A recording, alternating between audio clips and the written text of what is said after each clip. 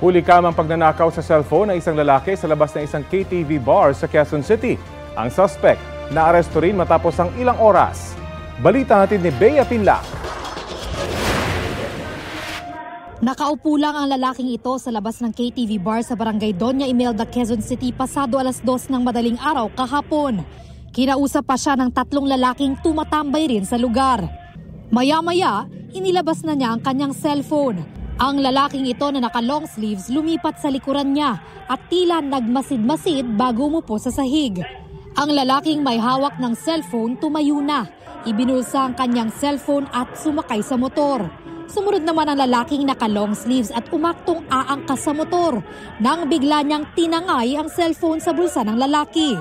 Maraming grupo yan, hindi lang yung nasa CCTV. Marami yan sila, iba-ibang mga iba-ibang edad. Ang madalas yan, ang ginagawa kasi nila dyan, kunwari manglilimos, tapos pag nakatsempo sila, nanakawin nila kung anong pwedeng nakawin.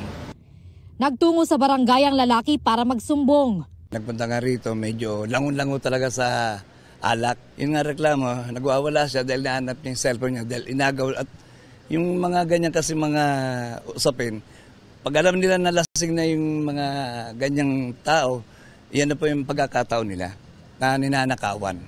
Humingi rin daw ng tulong sa pulisya ang barangay. Makalipas ang ilang oras, nahuli ang lalaking tumangay ng cellphone sa kalapit na barangay.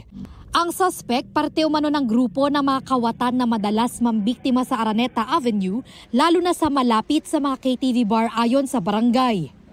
Notorious po kasi hindi lamang po isa, dalawa, paulit-ulit na po sila dyan sa lugar na yan. Sinasamantala nila yung oras ng katulad po niyan, yung mga inuman sa bar.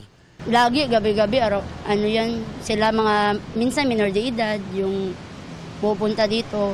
Napoporwisyo din kami kasi yung mga customer din namin, hindi na bumabalik kasi yung iba nadadala, hindi na pumapasok. Sinusubukan pa naming kunin ang panig ng pulisya at ng suspect na ayon sa barangay ay nakakulong na sa Galas Police Station. Bea Pinlac, nagbabalita para sa GMA Integrated News.